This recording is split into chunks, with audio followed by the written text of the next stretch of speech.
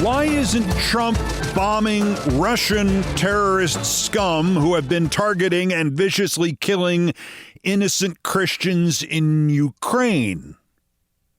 Now that our white supremacist theocratic bandit government has gone into the Crusades business, now that per Trump we've been bombing Nigeria to kill ISIS terrorist scum, quote, who have been targeting and viciously killing primarily innocent Christians.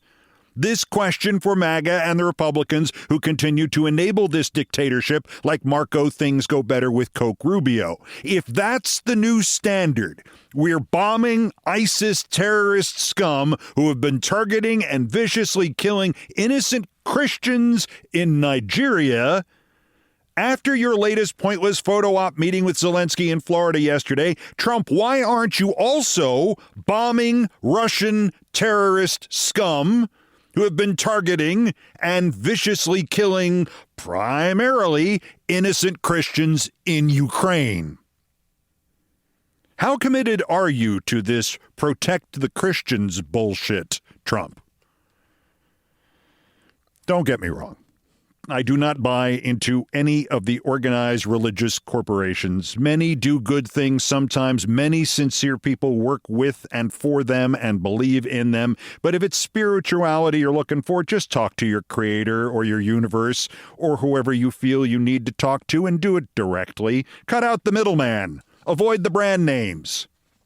But this isn't about beliefs. Believe what you want. What the hell do I care? This is about the newest Trumpian excuse. We are now killing those who are killing Christians. If that is the standard, Trump has obligated himself to start bombing Russians today. Get going, boy, because the percentage of Christians in Ukraine is 85%. 85%. That's more than in Ireland. That's way more than here. We may be as low as 65%. And religion in Russia is a function of the state. It is controlled by Putin. The Russian Orthodox Church is Russia's privileged religion, and it holds virtual veto power over which other religions can have any influence. It's almost a monopoly. So in Russia, sorry Catholics, sorry many Protestant faiths. I mean, I know after yesterday's latest pointless meeting with poor Zelensky in Florida, and you have to give him credit, he's playing along with this man he knows is an insane idiot. This latest meeting that started 72 minutes after Trump got off the phone with Putin, and presumably Putin read Trump his latest instructions, starting with the words, "Keep stalling, Donald." After that negotiation to nowhere, round 11 billion, this new standard in Nigeria and in South Africa, that's not going to be the new standard in Ukraine because Trump has no standards. He only has financial interests and being blackmailed interests. Trump is the asshole who campaigned on resolving Russia's invasion of Ukraine in 24 hours, a 24-hour deadline. And yesterday, as he stood next to Zelensky, he was asked about more deadlines, and Trump basically answered, "Deadlines? What are deadlines?" What do you need to be your saying deadline? I don't have deadlines. You know what my deadline is? Getting the war ended. We don't have deadlines. You agree with that? Since he re-seized power, Trump has been remarkably consistent. He is stalling. He talks about 2 weeks to this and 50 days to that and warning Russia about this and helping Ukraine with that. And each individual announcement seems like some sort of bizarre 180 switch. The media certainly treats it like that. When in fact, if you just step back only a couple of feet and take this as a whole, it's just one long running out of the clock on Putin's behalf. Just throw something else against the wall. We know Trump's good at that. Usually it's a burger with ketchup. But this idea that America now exists to save those Christians, the world out there, it's like lions at the Colosseum. If this is handled right, this could interrupt the endless cycle of Trump announcing another new policy and the rest of the world thinking, oh, this will be resolved soon. Because if this onward Christian soldiers thing is the deciding factor now, save the South African Boers, save the Nigerian Christians, even though the Nigerian government says nearly everybody under attack there is Muslim. If this is Trump's great cause, Trump kind of has to arrest any Russian diplomats or negotiators or envoys at the next, quote, peace, unquote, stall conference. Or if they're on a boat, he has to bomb them. And he has to cut Putin off. And he has to load up them bombing runs. We have anti-Christian terrorist scum to kill in Russia. And faithful, suffering, martyred Christians in Ukraine. Isn't that the same thing? Spoiler alert, it's not the same thing. Trump's not going to do that. Not unless he's backed into one hell of a corner. Christianity to Donald Trump is exactly the same thing as Judaism, which is exactly the same thing as fundamentalists and Pentecostals and Druids. It's a voting bloc. It's a bunch of people he can save time by scamming all at once rather than individually. What's interesting is that the morning after Trump celebrated the holiday by killing people who were killing Christians on Christmas, because he's a Nobel Peace Prize winner and everything but, the peace part. The morning after, President Zelensky of 85% Christian Ukraine posted a video which noted, quote, Russians are godless people who have nothing in common with Christianity, unquote. Maybe Zelensky sees there is a route to get to Trump and force him to act on behalf of his latest fanboys. Of course, what Zelensky said, Russians are godless people who have nothing in common with Christianity. That used to be the official line of the Republican Party. Russia's suppression of Christianity and its persecution of the faithful used to be a primary campaign tool in this country. Russia's official atheism used to be something the Republicans used against the Democrats because this bullshit didn't start with Trump. He just dumbed it down to make it more effective with the rubes and the marks. As late as the breakup of the Soviet Union, those people were the godless Russians. So maybe there is something here which supporters of Ukraine, and more cynically, those of us who recognize that all Putin and Trump are doing with these perpetually moving goalposts about a peace plan or negotiations or summits is to stall, to give Putin more time to resupply his troops. And those of us who recognize that if Putin wins in Ukraine, he will attack again even further west in Europe. And those of us who recognize that when first Trump and then this buffoon Rubio say, it's not our war, there's an ocean between us, the usefulness of an ocean as defense was disproved on December 7th, 1941. But apparently, both Trump and Rubio are too stupid or too impaired to realize that you can now fly across any ocean.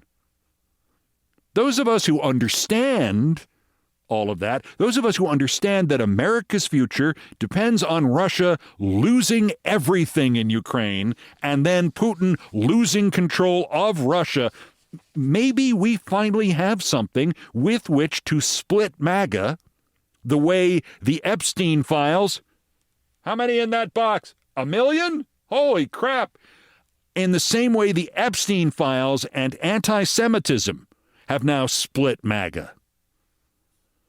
So, strategically, supporters of Ukraine need to start lying. Stop portraying the Ukrainians as victims of Putin's aggression. MAGA likes aggression. I mean, MAGA are sadists. Start portraying the Ukrainians as victims of terrorist scum who have been targeting and viciously killing primarily innocent Christians. Because the terrorist scum is Putin.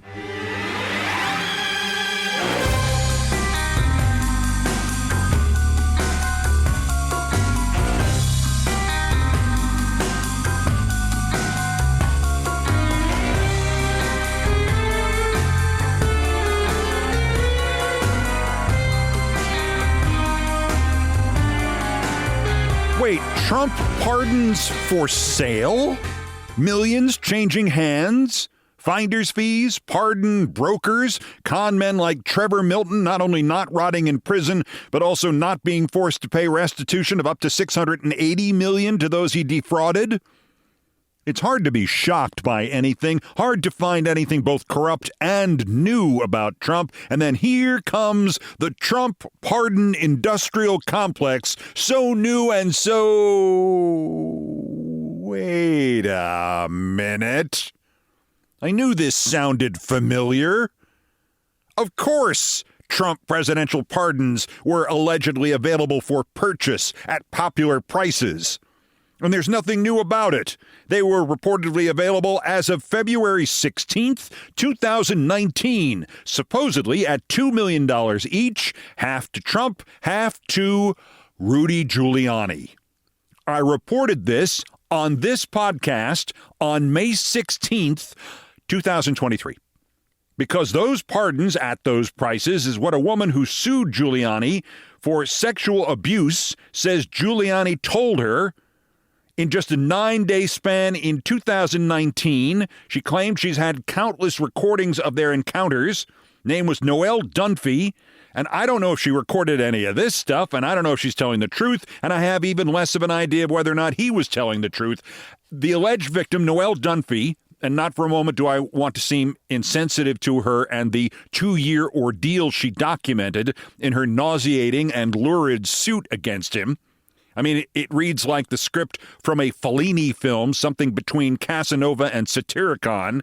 It is, in fact, so disturbing and so lurid that it is not until the 124th numbered paragraph in her 70-page filing that her attorney gets to the other little detail, the other little foretaste of evil things to come. Quote, Giuliani told Ms. Dunphy about a plan that had been prepared for if Trump lost the 2020 election. Specifically, Giuliani told Ms. Dunphy that Trump's team would claim that there was, quote, voter fraud and that Trump had actually won the election. This plan was discussed at several business meetings with Giuliani and Lev Parnas. But back to the bribes, back to the pardons. It was 8 paragraphs and 9 days after that Dunphy's attorney claims Giuliani, quote, also asked Ms. Dunphy if she knew anyone in need of a pardon, telling her that he was selling pardons for $2 million, which he and President Trump would split. He told Ms. Dunphy that she could refer individuals seeking pardons to him being Giuliani, so long as they did not go through, quote, the normal channels, unquote, of the office of the pardon attorney, because correspondence going to that office would be subject to disclosure under the Freedom of Information Act. For Ms. Dunphy, this was understandably, utterly justifiably, a case about how she claims, I think from reading it, the better word is how she demonstrates how Giuliani manipulated her into sex, bullied her, abused her, committed battery on her, as she alleges. Her suit was remarkably detailed. Dates, places, names, hate-filled Giuliani rants about blacks, about Jews, about other groups, all of it reeking with the kind of verisimilitude that anybody who has been around Rudy Giuliani for more than 30 minutes out of the last 30 years would say, yeah, that's Rudy. Like everything else touching Rudy Giuliani, a walking pile of corruption wearing mascara to cover the bald spots, this lawsuit got shoved off the front pages by something worse. That happened like the next day. The most recent update I can get on this suit is from May of this year, in which Giuliani had filed to get the Dunphy lawsuit dismissed. After that, nothing. Sadly, what Shakespeare wrote of as the law's delay, and he wrote it 400 plus years ago, has never improved in the slightest. Ask Jack Smith. I will leave most of the conduct Ms. Dunphy's attorneys describe in the gutter with Rudy where they belong, except for paragraph 109, which is as familiar to those of us who've had the misfortune to meet this sleazebag Giuliani as any of the abuses alleged or the women manipulated or the debts left unpaid. His driving emotion for the length of his public life has been envy mixed with usually futile fantasies of revenge.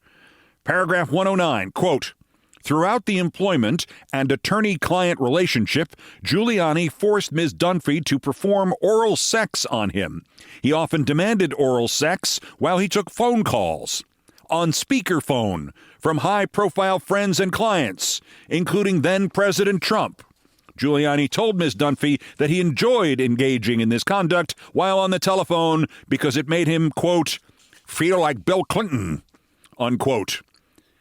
Just the sleaziest, almost human alive, Rudy Giuliani. And in a final note from the Dunphy lawsuit, fueled by what she portrays as almost nonstop consumption by Giuliani of alcohol and Viagra, I have this question. Red pill or blue pill, Rudy? The references to Rudy Giuliani's perversions in a story about the Trump bribery and pardon machine is just to add some color to the process and some context. This did not start last month, although from news coverage you would think it had. I will note also that since every Republican accusation is a confession, the idea of invalid pardons by Joe Biden would suggest Trump knows that if anything could ever defeat the seemingly constitutionally built impregnable wall around presidential pardons, it would be proven bribery. Because even if this most direct of crimes could not cancel out a pardon, the bribe that led to the pardon would itself be a new crime by the pardon recipient and the pardon broker and the bribe recipient / pardon giver. In the current scenario, that would figure to be Trump himself. I know that you know that. I know that I know that. And I'm hoping that the potential Democratic attorneys general and U.S. attorneys of 2029 know that. However, I do find myself still wondering if the bribe brokers know that. Rudy?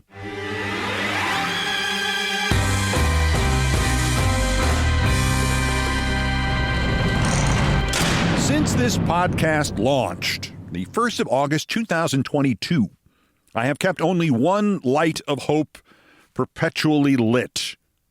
It is the only durable truth that works 100% in favor of the forces of decency, democracy, truth, justice, and the American way. It is the fact that Trump and his family and his enablers and his henchmen and his Giulianis and his Renfields and his media and his MAGA are 99.9% morons. There are a few bright and therefore truly dangerous guys and gals out there like Russ Vought and maybe Scalia. And every once in a while, it seems like Stephen Miller is one of them. But I don't know. I think this guy has self-destruct button written all over him. Also, usually, even in the ones that seem smart, or at least seem non-moronic, some push meets some shove somewhere, and it turns out they're only intermittently not stupid. Right, Susie Wiles? So here are your latest MAGA stupidity updates. The Trump Kennedy Center, the one he renamed and made it sound like it's the Trump Memorial Center. For our purposes, let's call it the Trump Memorial Kennedy Center. Turns out Trump forgot something. He forgot to buy the website domains. TrumpKennedyCenter.org? Go on. TrumpKennedyCenter.com? Go on. They belong to Toby Morton. Who is Toby Morton? He is a comedy writer whose credits include South Park. Lol. It is probably not Trump's job to register those domains. It's probably the job of the president of the center. That would be the most haplessly arrogant of all the Trump whores, Rick Grenell, who has already washed out of the following posts in the Trump dictatorships: acting director of national intelligence, ambassador to Germany, envoy to Serbia and Kosovo, big lie salesman, California wildfire liaison, special envoy to Venezuela, special envoy to free the infamous Tate monsters in Romania, rebuild the Nord Stream coordinator, special presidential envoy for special missions, and most recently, interim president of the Trump Memorial Kennedy Center for the Performing Arts. And Rick forgot to register Trump Kennedy Center domains. That is so many jobs Grinnell has failed at that it's more jobs than I've had. It's like twice as many jobs as I've had. Now he says the center will sue a jazz musician who refused to perform on Christmas Eve. Chuck Redd. Chuck Redd plays the drums and the vibraphone, and he said he wouldn't if Trump's name was on the building. So Rick Grinnell says he's suing Mr. Redd for $1 million because refusing to play for the Fuhrer is, quote, classic intolerance and very costly to a nonprofit arts institution. Yeah, Rick, really costly. When Trump says he wants to rip out all the seats at the Trump Memorial Kennedy Center and replace them with new ones that have marble armrests, because everybody wants to bang their elbows on marble, and of course, marble is so cheap. You guys must be right there at the bankruptcy line, huh? But the real Grinnell stupidity here is that, quote, classic intolerance. Classic intolerance, you say? Because the guy won't play at the behest of the dictatorship? Last September, Grinnell invited a group of log cabin Republicans. That's the group of gay conservatives who have convinced themselves that Trump's hate mongers would never put them in camps. Grinnell invited a group of log cabin Republicans to interrupt the performance of anti-Trump, anti-Grinnell guitarist Yasmin Williams at the Trump Memorial Kennedy Center. So, Bub, take your lawsuit and your complaints about classic intolerance and shove them. Also, you are suing a jazz musician for $1 million? There's a jazz musician who has $1 million? My great sustaining hope that the Trumpists will soon collapse under the weight of their own stupidity was also reinforced the other day by, of all people, Brian Krasenstein. I don't have much use for the Krasenstein brothers. They are clout farmers. They're not that bright. They probably do not hurt the resistance materially, but they certainly don't help it. But Brian has accomplished one of the greatest trollings of the Trump era. Quote, he wrote, quote, Trump is a dead man walking. Krasenstein posted that on Twitter X. Again quoting, America should, quote, put him to sleep, unquote. Now, it is the humanitarian thing to do, unquote. Oh, the glass half-empty IQ boys of Magistan did not like that one bit. There was universal rage. Is this a threat? Asked Gunter Eagleman, TM, real name David Freeman, defrocked cop with granny glasses. Why the hell would you post something like this? Are you ill? Replied Weepy Kyle Rittenhouse, possible new Ozempic spokesperson.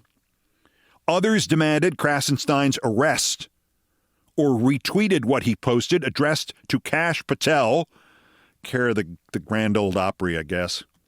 There were responses all across the MAGA spectrum, from your crazies to your crazy Russian bots. Wall Street Apes was furious. Zeke Arkham, Buzz Patterson, Dom Lucre, Real Spitfire, Benny Johnson, all of them enraged because Krasenstein had posted a clear incitement to violence or a clear threat to Trump or a clear call for assassination or by writing, quote, Trump is a dead man walking. America should, quote, put him to sleep, unquote. Now it is the humanitarian thing to do, unquote.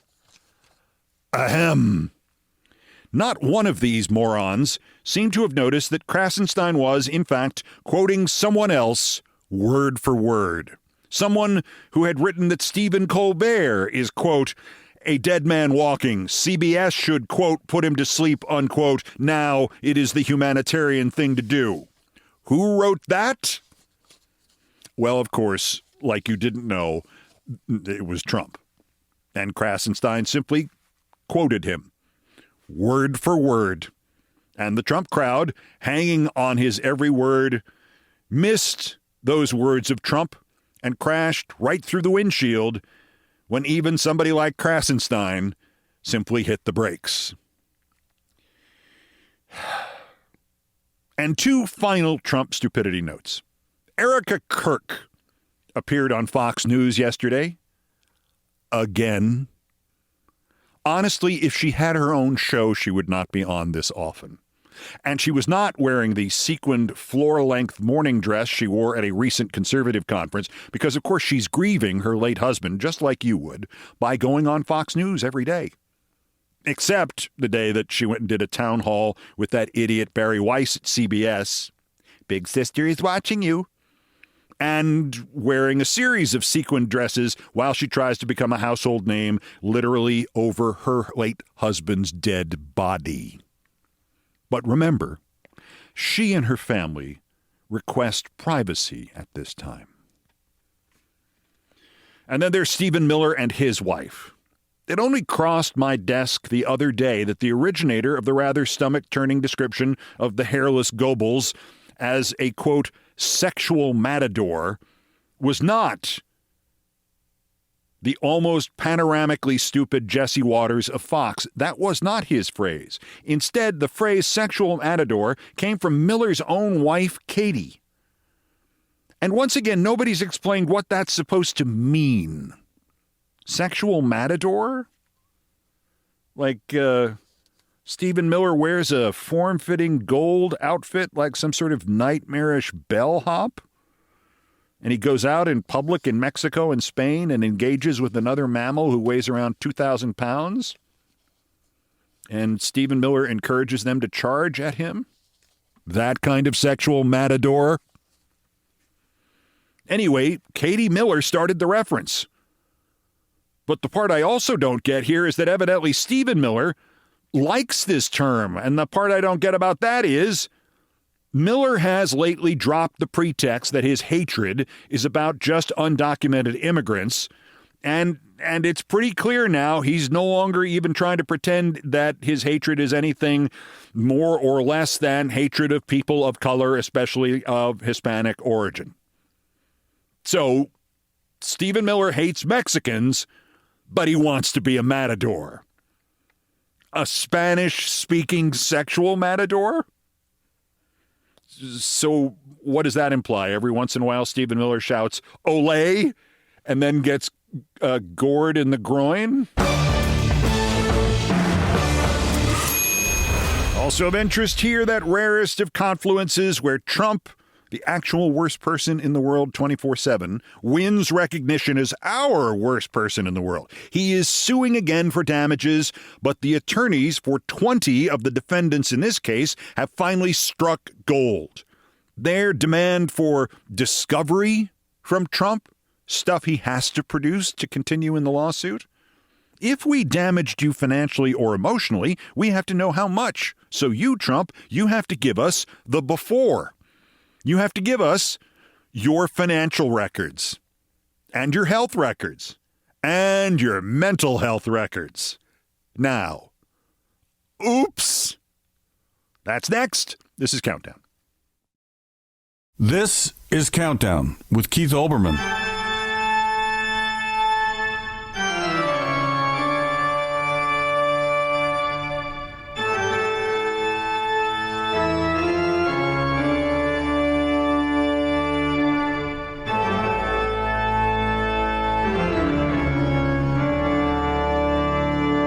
Still ahead on this edition of Countdown, what did you get for Christmas? I got a baseball cap. I got a baseball cap from Ted Turner. Of course, I'm talking about Christmas 1982, but you'll remember I didn't ask you what did you get for Christmas this year.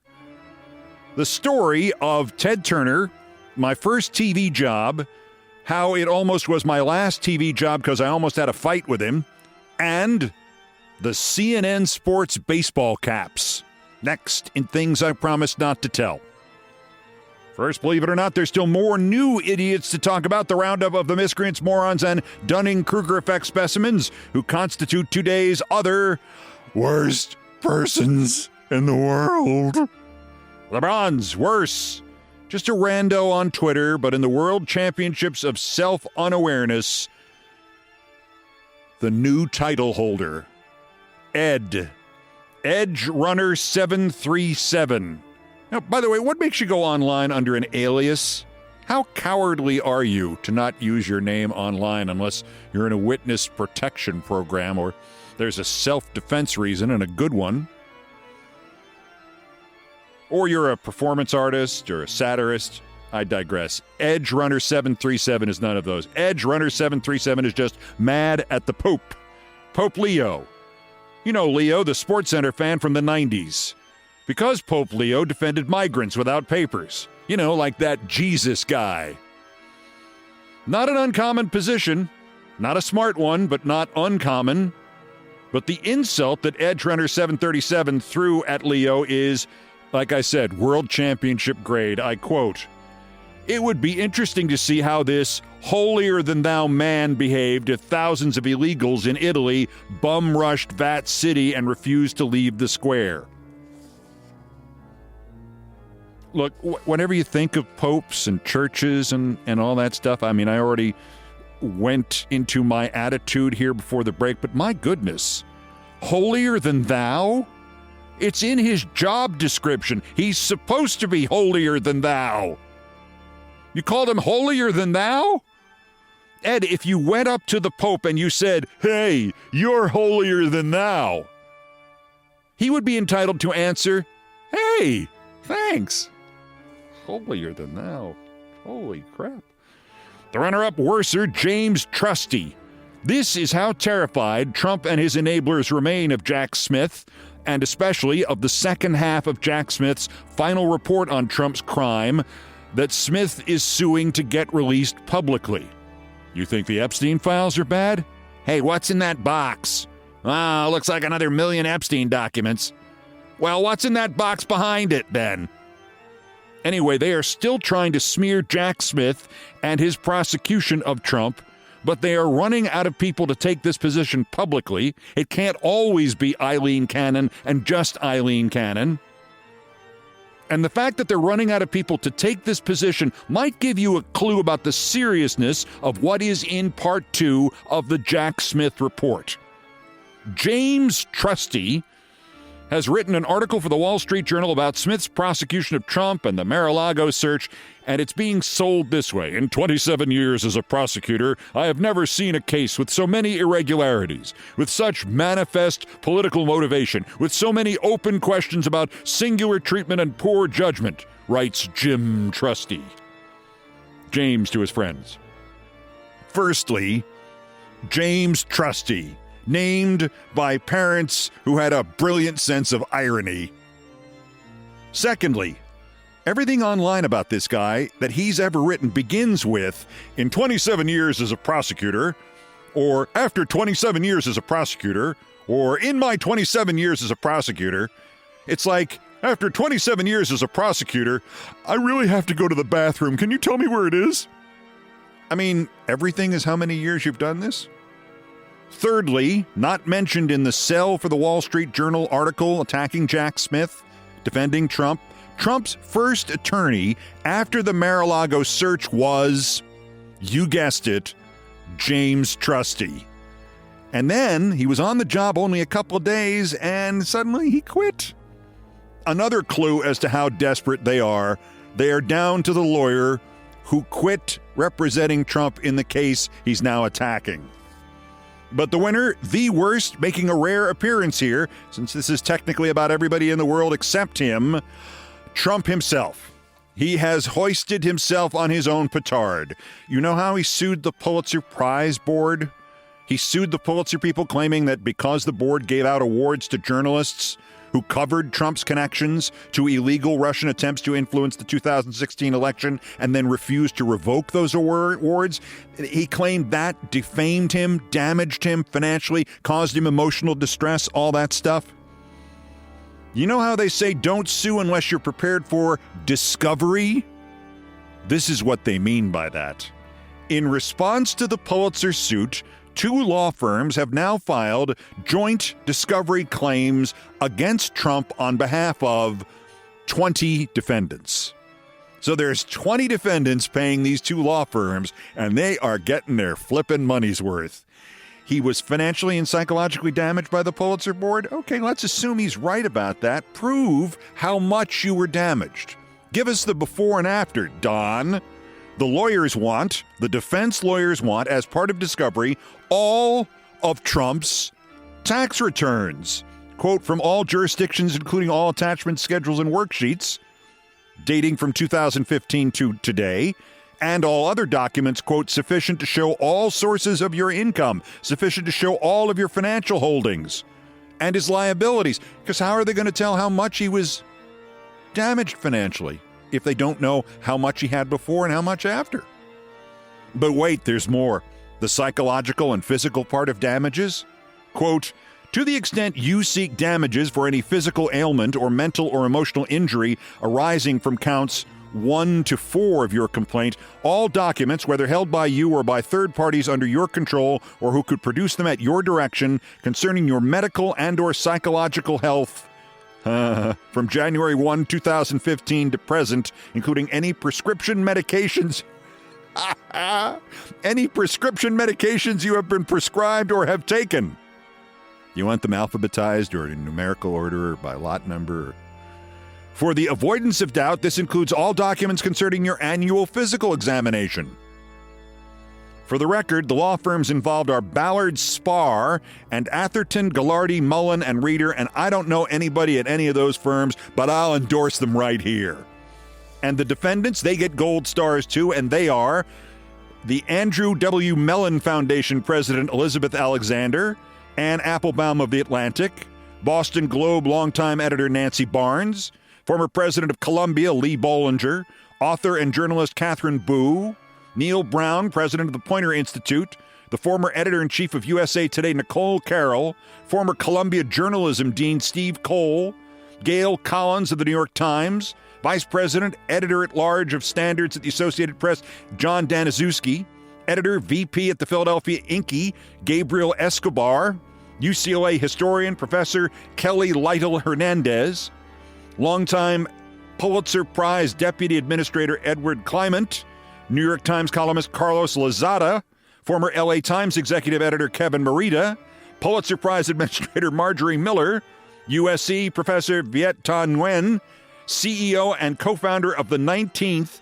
Emily Ramshaw, New Yorker editor David Remnick, and Harvard University philosophy professor Tommy Shelby. Sponsored by the Chubb Foundation.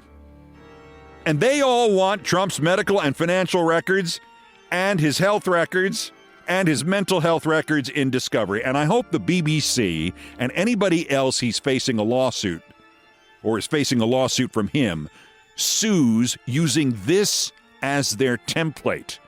Demand and then publicly release your demand for discovery on all his financial records, all his health records, all his mental health records, all his drug records. This is outstanding. So, Trump suing for defamation and damages, but winding up getting all his own financial and health and drug and mental health records thrown in the discovery pile, because if you're financially or psychologically damaged, you got to show it. Or if you're emotionally damaged, you got to show that too. Today's worst person in the world!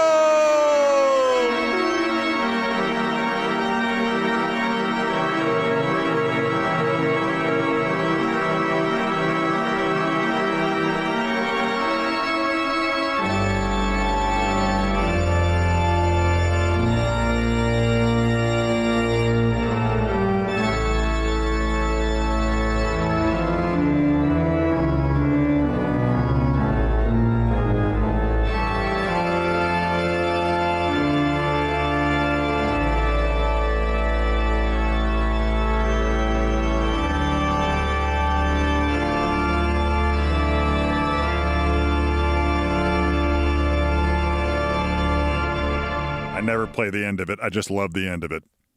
Things I Promise Not to Tell, and Ted Turner next.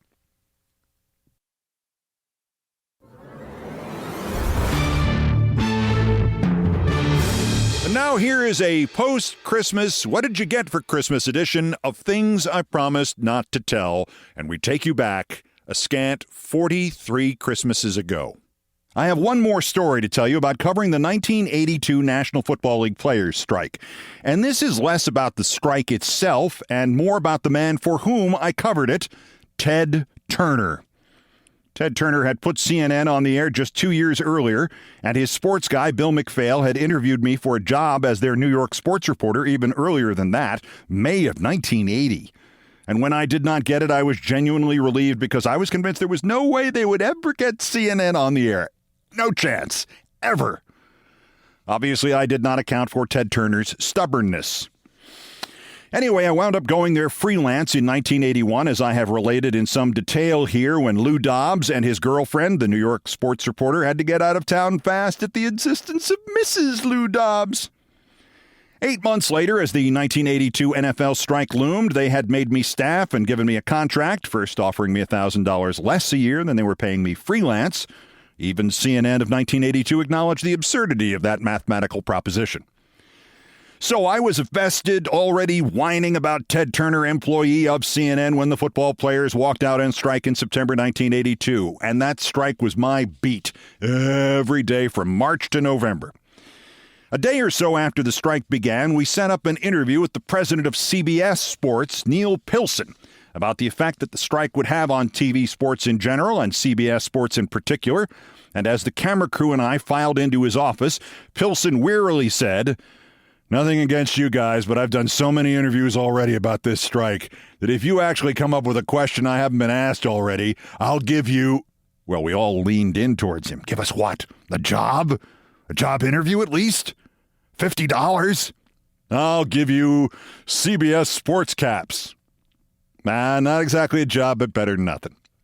So we rolled tape, and I said, "So, Mr. Pilson, in light of the strike, do you wish CBS Sports did not have the Super Bowl this year as it does?"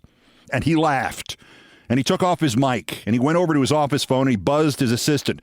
"Bring in 3 caps, will you?" And he sat back down, and he said, "You guys did it. Nobody asked me that yet, and it's like the only question that really interests me. You still rolling?"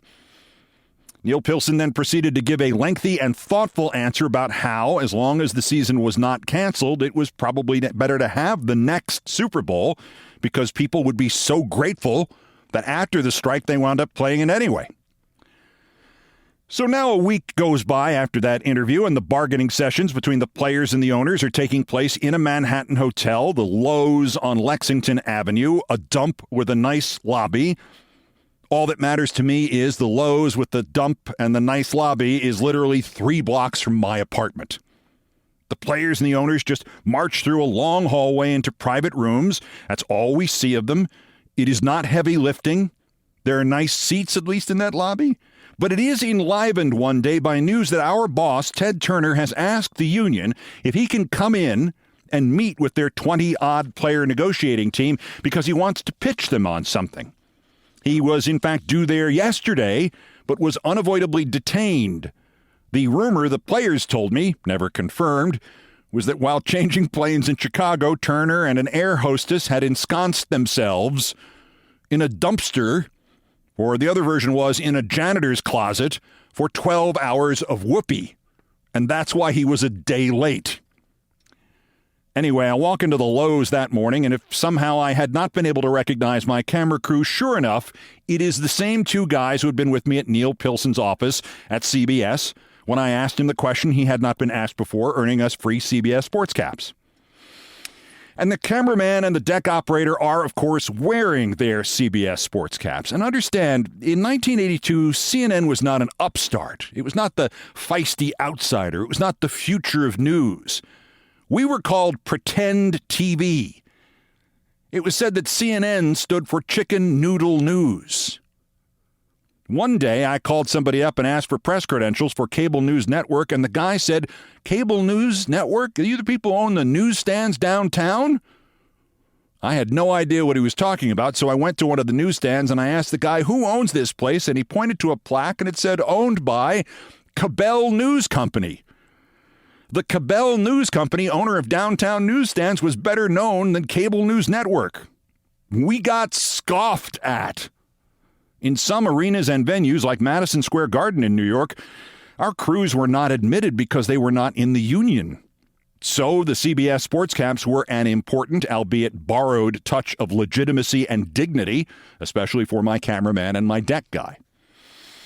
So the three of us position ourselves in that long hall in the lobby waiting for my boss, Ted Turner, me holding the mic with the big red CNN logo on the mic flag, and the crew wearing their gaudy CBS sports caps. And in Ted walks, emerging from the brilliant early autumn sunshine, filtering in from behind him from the street like this was a perfectly lit movie scene. And he sees me and recognizes me and smiles and comes over and beams, "Hot damn, it's my CNN crew." And he shakes my hand, and we roll tape, and I start to ask him my first question, and suddenly the joy drains from his face. And he stops me. "Hold it. What they wearing on their heads?" He gestures at the cameraman and the deck guy, and I explain the backstory. "I don't give a damn who gave them. This is CNN crew. They wearing CBS sports caps. Get them off their damn heads." And he pushes me. I mean, really shoves me and strides past us. Now, even then, I'm 5'6" inches taller than Ted Turner and 25 pounds heavier at least. And maybe I can live with my employer embarrassing me in public, but I do not have to let him shove me in front of all the other reporters. So for a second, I think, I'm just going to run down the hall and catch him and horse collar the bastard from behind. About a year into my TV career, I have already accepted that there are positives to television, but I've also already learned nearly all the negatives, and not 3 months earlier, I had gone over to ABC to interview with them about going back to do radio sports.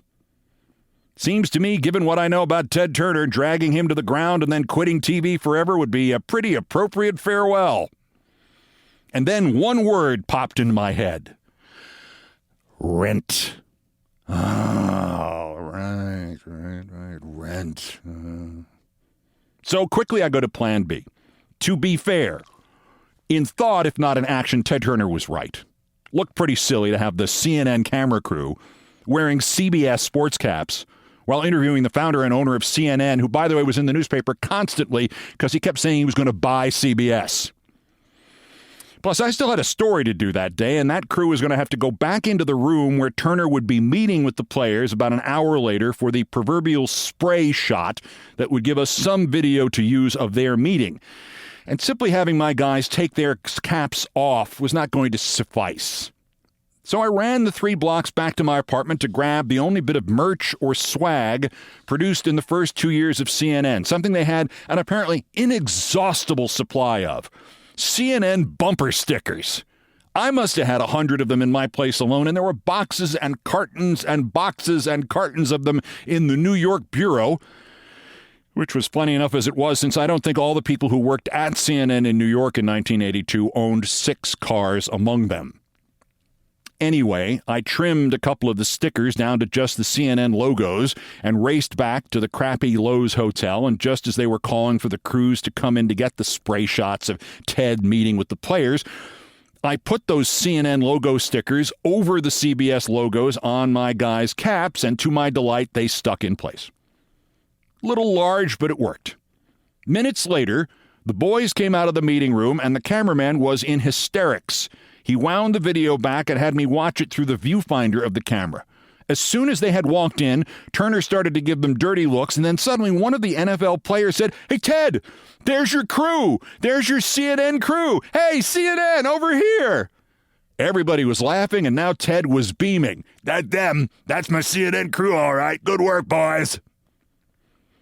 When his meeting with the players broke up an hour later, I got a message from Ted's assistant to wait for him around a corner from the main lobby so he could give CNN, exclusive details about what he was trying to sell the players on. It was a series of exhibition games, so the striking players could make a little money on the side that he could televise, and there would be a pitch to the National Labor Relations Board that the strike had been forced on the players by the owners, which would have meant the players would have all become free agents.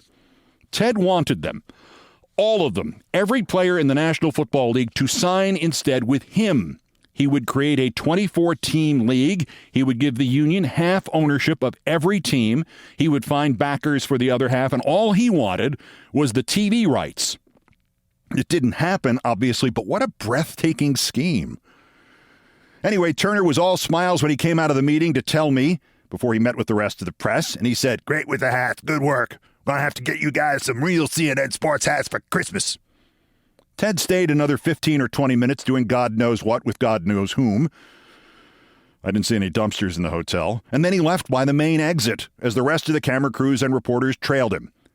I went along just to see if there was anything he hadn't told me, and as he went out the doors to his car, he said, "See you, Olbermann." And I said, "Don't forget the hats." And Ted Turner gave me one of the dirtiest looks I have ever gotten in my life. Sure enough, a couple days before Christmas, I get a call from my boss in Atlanta.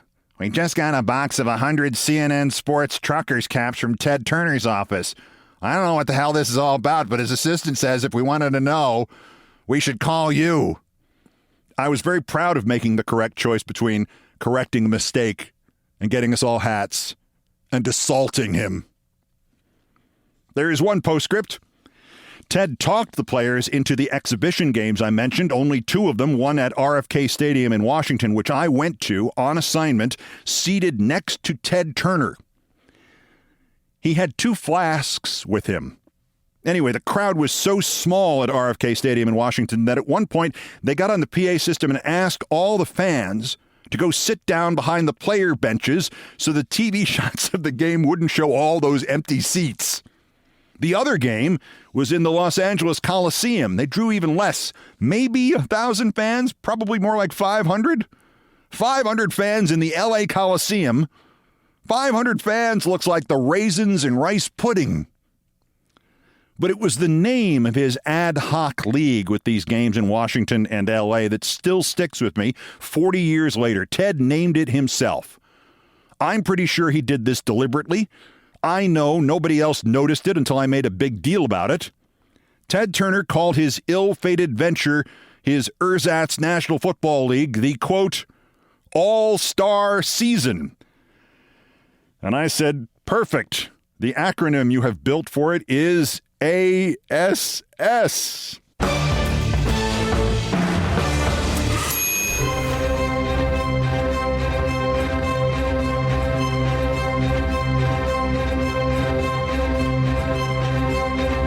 How could I possibly have known, at the age of 23, that Ted Turner would be the most employee-friendly TV owner I'd ever meet? Given that I actually met him twice, because I met him again after he got sober, and it was like meeting him all over again.